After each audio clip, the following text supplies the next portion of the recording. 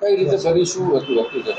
અમે સવારના 11 વાગે સોમનાથ જવા નીકળ્યા તો ડાયરેક્ટ જ ફોર્ચ્યુનર ગાડી આગળ ઊભી હતી અને ડાયરેક્ટ જ ઉપર આવીને 5 વાર જે કહેવાય ને કે 5 વાર અમને ઉપર ચડાવી દીધી ગાડી.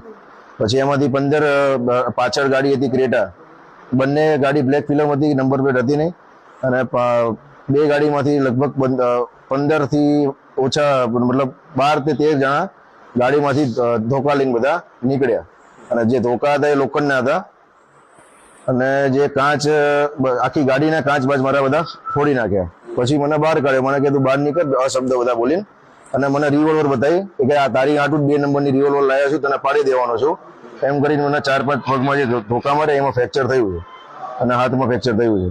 શું લાગે આ ઘટનામાં કોણ હોઈ શકે? કોઈ હોઈ શકે નહીં, દેવાયત ખબર પોતે જ છે.